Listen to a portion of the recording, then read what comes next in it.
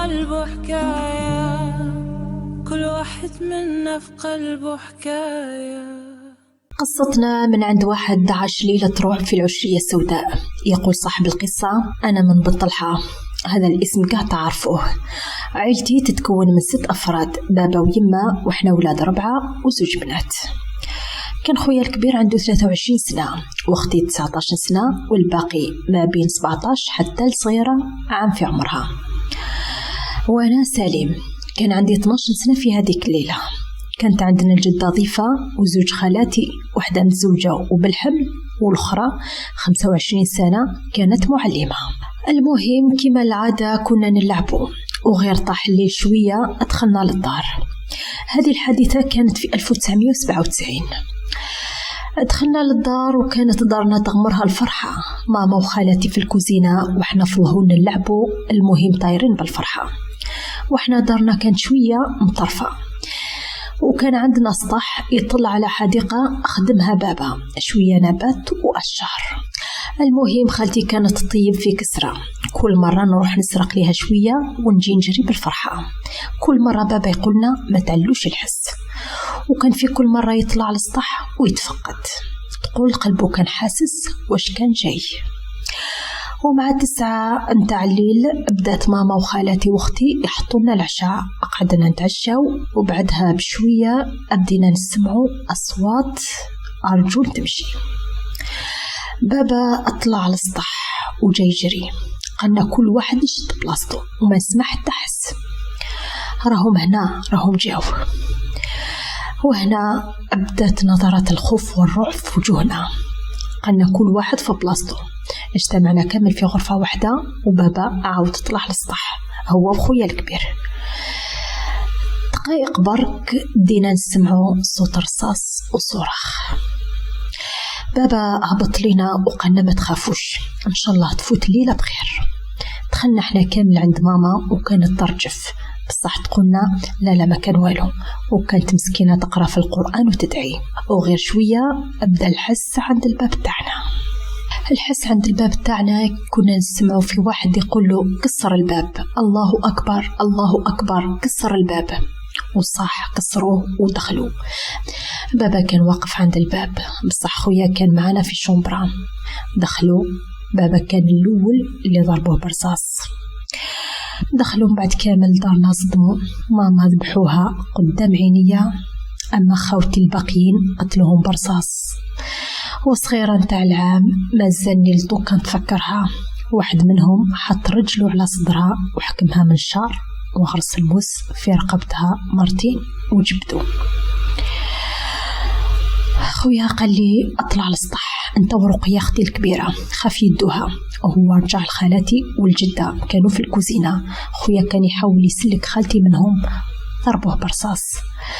ضربوه برصاص في كرشه وزاد ذبحوه. طلعت نجري انا واختي الكبيرة للسطح، وكنت متأكد يذبحونا. قلت لاختي لازم نقفزوا للحديقة، كانت مظلمة ومستحيل يهبطوا لها. نقزنا أنا وهي، أنا والله كان همي غير أختي ما يدوها، أما أنا عادي نموت أصلا خلاص مت كي شفت ماما تذبح قدامي. طحنا في الحديقة أنا وأختي، أختي تكسرت من رجلها، بصح أنا غير جروح خفيفة، وكنت نقولها اسكتي دوك يجو يدوك. سكتنا الحس، وبعدها نسمعوا غير فرصاص وصراخ ما حبسش. تخيلوا أختي مسكينة من كثر الوجع اللي شافته وزيد رجلها تكسرت رقدت. أنا حسبتها ماتت، بصح كانت كل مرة تقول لي تعبانة، خليني نرقد، وكانت معرقتني وتقول لي ما تديرش الحس. وأنا كنت نخمم في الجدة وخالتي كبيرة وصغيرة، رصاص البكاء تاع صغار ما حبسش. كنت حاسبة حلم، كل مرة نقول بالك نحلم، ونرجع نتفكر كيفاه مات بابا، ماما كيفاش ذبحوها، خويا وخوتي صغار، والمسكينة اختي صغيرة رحمة طفلة صغيرة تاع يا ريت رحموها. واش كان تعرف وعلاه يقتلوها بهذيك الوحشية يا خوتي؟ كانوا وحوش رجال ملتحيين، والله وحوش بشرية، مستحيل يكونوا بشر.